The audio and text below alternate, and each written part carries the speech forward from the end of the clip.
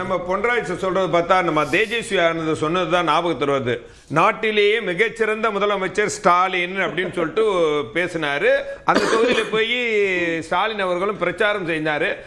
தோத்து போச்சு. அந்த எங்க பிரச்சாரம் பண்ணாரோ அந்த தொகுதியே தோத்து போச்சு. அது ஒண்ணு இருக்கட்டும். தமிழ்நாட்டுல பிரதமர் நரேந்திர மோடி 7 முறை வந்தாரு பிரச்சாரம் பண்ணாரு. நான் அத சொன்னா நீங்க ஏன் சார் நீங்க சரிங்க சார் இந்த நீங்க தேர்தல் காலத்தை பிஜேபி திமுக பாக்குறதே ஒரு விசிட் நீங்க சொல்லும்போது நான் இன்னொரு 7 விசிட் சொல்றது இல்ல. சொல்றத கேளுங்க. சரி பாயிண்ட் வாங்க. இன்னும் இனியன் ராபர்ட் பாக்கறது இல்ல. நாங்க இந்த தேர்தலை இரு பெரும் தலைவர்கள் ஒன்னு அண்ணன் எடப்பாடியார் ஒன்னு ஸ்டாலின் எடுப்பாங்க. எப்படி கடந்த காலத்துல 4.5 வருஷத்துல எப்படி ஆட்சி கொடுத்தாங்க? 7.5% இடஒதுக்கீடு கொடுத்து 11 மருத்துவக் குடி பராமரிப்பு மெட்ரோ ட்ரெயின் இப்படி பாதுகாக்கப்பட்ட வேளாண்மை மண்டபம் பல்வேறு திட்டங்களை கொடுத்தாங்க. ஆனா இந்த 4.5 வருஷத்துல திமுக என்ன செய்திருக்கு? நாடு எப்படி இருக்குது?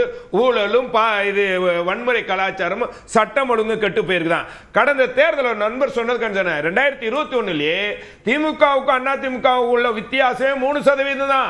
அதுல 75 தொகுதியில் வெற்றி பெற்றவன் அண்ணன் எடப்பாடியார் முதலமைச்சர் என்று சொல்லிதான். அப்புறம் எப்படி உங்களுக்கு நீங்க 20% என்பது அது பாராளுமன்ற தேர்தலை வச்சு கொண்டு பார்க்கணும். ரெண்டாவது நாங்கள் ஏன் வரக்கூடிய 17ஆம் தேதி ஆர்ப்பாட்டம் செய்கிறோம் என்பது முக்கியம். ஒன்று, நீங்க என்ன நாங்க எஸ்ஐஆர் எதிர்த்து ஆர்ப்பாட்டம் செய்யல.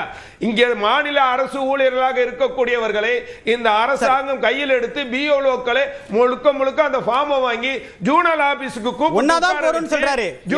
இல்ல எஸ்ஜி சூர்யா ஒண்ணாதான் போறான்னு சொல்றாரு. சென்னை மாநகரம் ஃபுல்லா அப்படி ஒரு நிலை இருக்கு சார். இல்ல உங்க கூட்டணி கட்சி தான் சார். ஃபார்மை வாங்கி இவங்க முறைகேடு இல்ல உங்க கூட்டணி கட்சி தான். அதை எதிர்த்து தான் ஆர்ப்பாட்டம். சரி இனியன் ராபர்ட். சரி ப்ரோ இன்குபென்சி பீகார்ல வொர்க் அவுட் ஆயிருக்கலாம். கூட்டணி ஆட்சியான்னு சொல்லவே இல்ல ரெண்டு பேரும். ப்ரோ இன்குபென்சி பீகார்ல வொர்க் அவுட் ஆயிருக்கலாம். தமிழ்நாட்டுல வொர்க் அவுட் ஆகிறதுக்கான சாத்தியமே இல்லன்றாரு. இல்ல இங்க உங்களுக்கு ஆன்டி இன்கம்பன்சி பெரிய அளவுல இல்ல. உங்களுக்கு ஆளுங்கட்சிக்கு எதிராக இயற்கையாவே ஒரு எதிர்ப்பலை இருக்கும், எதிர்ப்பு மனநிலை இருக்கும். அதை நம்ம இல்லவே இல்ல ஜீரோன்னு சொல்ல முடியாது. நிச்சயமா இருக்கிறது. ஆனா அது பீகார் அளவுக்கு இல்ல.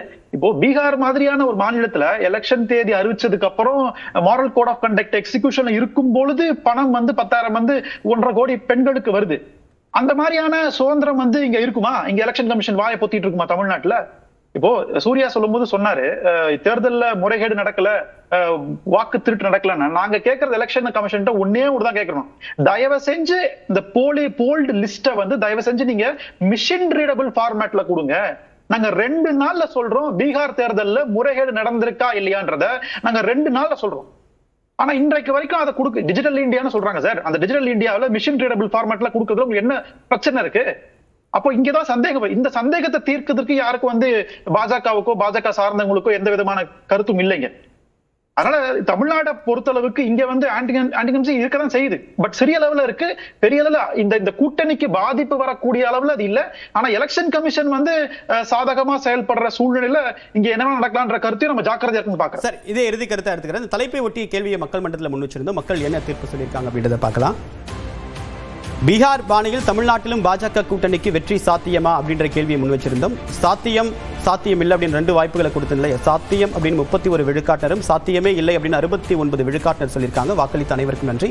நிகழ்ச்சியில் பங்கேற்று கருத்துக்களை தெரிவித்தமைக்கு மிக்க நன்றி.